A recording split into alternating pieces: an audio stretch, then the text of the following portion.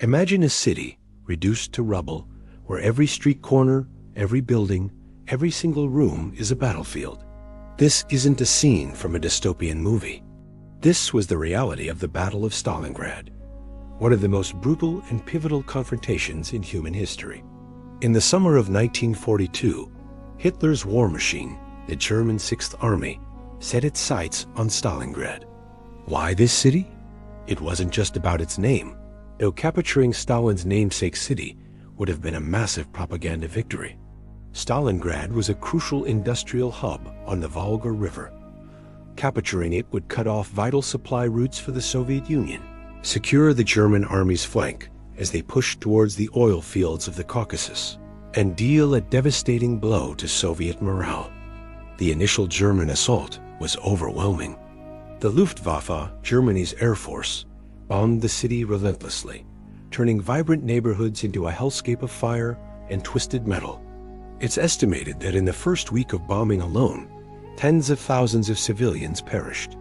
The German army advanced, confident of a swift victory. They expected the city to fall within weeks. They were wrong. What the Germans hadn't fully accounted for was the sheer unyielding will of the Soviet defenders. General Vasily Chukov, commander of the Soviet 62nd Army, issued a simple but powerful order: not one step back. This became the rallying cry for every soldier, every citizen who took up arms. They transformed the city into a fortress of ruins. The fighting devolved into a brutal, close-quarters struggle the Germans called Rattenkrieg, Rat War. Battles were fought not for streets, but for individual floors of apartment buildings, for sewer tunnels, for piles of debris. A position could change hands multiple times in a single day. Snipers became legendary figures, like the famous Vasily Zaitsev, whose duels with German marksmen became a symbol of this personal, intimate form of warfare.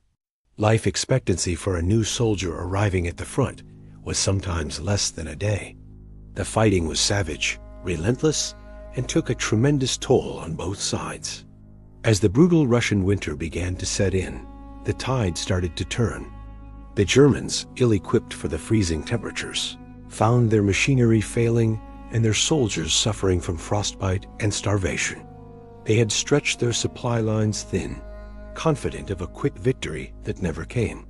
Meanwhile, the Soviet High Command, under Marshal Georgy Zhukov, was quietly amassing a massive force on the flanks of the German army. On November 19, 1942, they unleashed Operation Uranus. Two powerful Soviet pincers slammed into the weaker Romanian, Hungarian, and Italian armies guarding the German flanks. Within days, they had linked up, completely encircling the entire German Sixth Army, nearly 300,000 soldiers inside the cauldron of Stalingrad. Trapped, freezing, and starving, the situation for the German Sixth Army became desperate. He promised to supply them by air, but the Luftwaffe airlift was a catastrophic failure. It could only deliver a fraction of the necessary supplies, and Soviet anti-air defenses took a heavy toll on the transport planes. Inside the pocket, German soldiers were reduced to eating horses, dogs, and eventually, whatever they could find. Ammunition dwindled, medical supplies ran out, and thousands succumbed to cold, hunger, and disease. The once mighty Sixth Army was being slowly, agonizingly annihilated. By late January 1943, the end was near.